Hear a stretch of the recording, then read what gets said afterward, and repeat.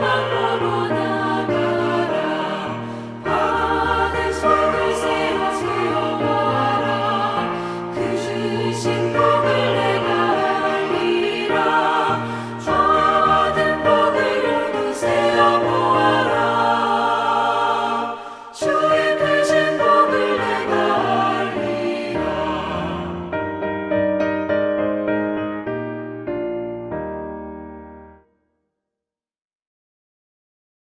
오늘 우리에게 주신 하나님의 말씀은 스가랴 8장 14절에서 17절까지의 말씀입니다.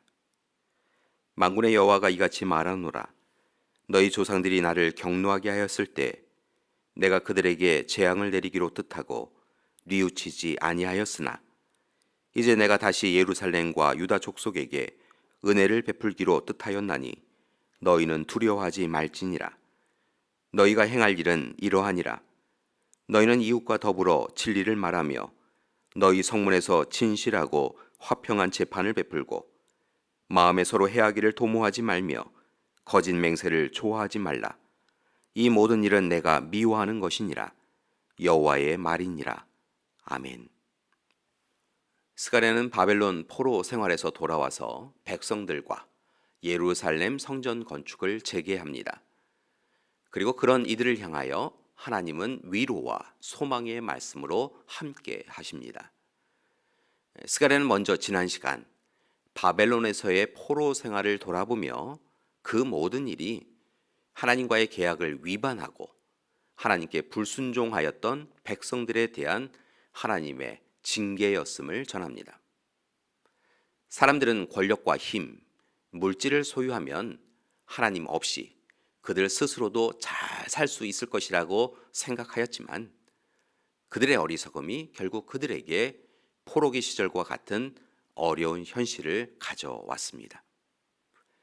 그래서 이제 스가랴는 바벨론에서의 어려움을 잊지 말고 다시 하나님 앞에 온전히 서라라고 권고합니다. 오직 하나님의 말씀에 귀를 기울이며 악한 일은 꿈도 꾸지 말고 오직 하나님이 기뻐하시는 일을 하라라고 권면합니다. 그때 하나님께서 이스라엘을 바벨론에서 구하여 주신 것처럼 이제 이스라엘이 당면한 현실의 어려움을 해결해 주실 것을 믿었기 때문입니다. 그런 그에게 하나님께서 귀한 환상을 보여주셨는데요. 에스겔 예언자가 하나님이 성전에서 떠나시는 것을 보았다면 스가랴 예언자에게는 이제 앞선 3절의 말씀을 보면 하나님께서 다시 성전으로 찾아 들어오시는 환상을 봅니다. 그리고 하나님은 임마누엘의 하나님, 그들과 함께 하시는 하나님이 되어 주셨습니다. 그들의 삶을 온전히 바꾸어 주셨습니다. 또한 4절 이하를 보면 하나님이 세상을 바꾸어 주십니다. 그래서 예루살렘 길거리에서 남녀 노인이 편안하게 앉아서 쉽니다. 소년과 소녀들은 기쁘게 뛰어놉니다. 그뿐만이 아닙니다. 하나님께서 해 뜨는 곳에서부터 해 지는 곳까지 모든 이들을 구원하십니다. 그리고 축복해 주십니다. 하나님께서는 진리와 공의의 하나님이 되어주셔서 억울함을 당하거나 어려움이 있는 이들의 모든 문제를 또한 해결해 주십니다.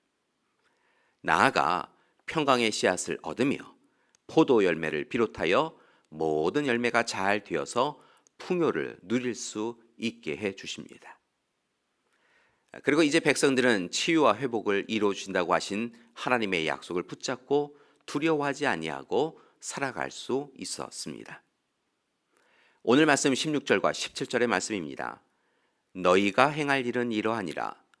너희는 이웃과 더불어 진리를 말하며 너희 성문에서 진실하고 화평한 재판을 베풀고 마음에 서로 해하기를 도모하지 말며 거짓 맹세를 좋아하지 말라. 이 모든 일은 내가 미워하는 것이니라. 여호와의 말이니라. 이처럼 스가랴는 백성들에게 하나님 앞에서 진리를 말하며 진실하고 화평한 재판을 베풀고 거짓 맹세하지 아니하며 서로 사랑하며 살아가기를 요청합니다. 교회 여러분, 오늘 우리도 스가랴의 권면과 훈계를 통하여 새로운 삶을 살아가기를 결단하는 시간이 되기를 소망합니다. 이제 우리도 스가랴처럼 하나님의 뜻이 실현된 세상을 이루기 위하여서 지금 여기에서 하나님이 주시는 은혜 가운데 하나님의 사람으로 살고자 힘써서 노력해야 할 것입니다. 그때 하나님께서 우리에게 힘내라고 말씀해 주실 것입니다.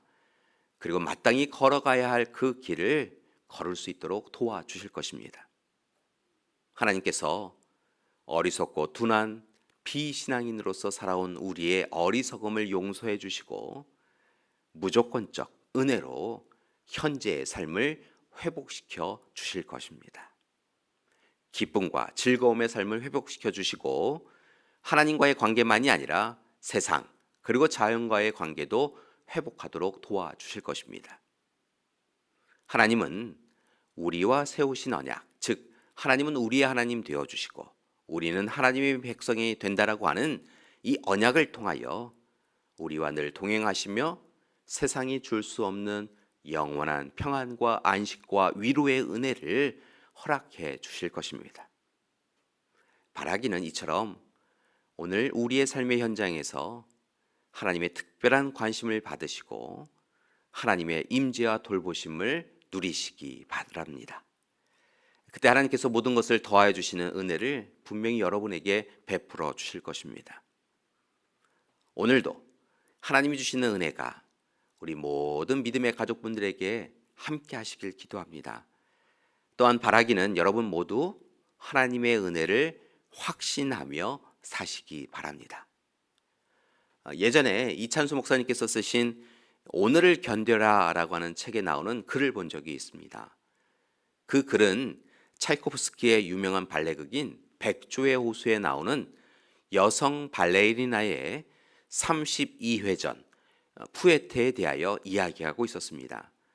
이 푸에테라고 하는 동작은 발레리나가 한 다리의 발끝을 들고서 몸을 지탱하면서 또 다른 한 다리를 높이 들고는 회전하는 동작인데 백조의 호수에는 이 발레리나가 무려 32회전하는 동작이 있다고 합니다.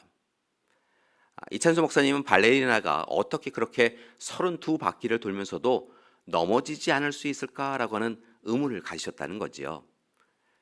그때 발레리나 분들이 이야기하는 한 가지 팁을 들었다고 합니다.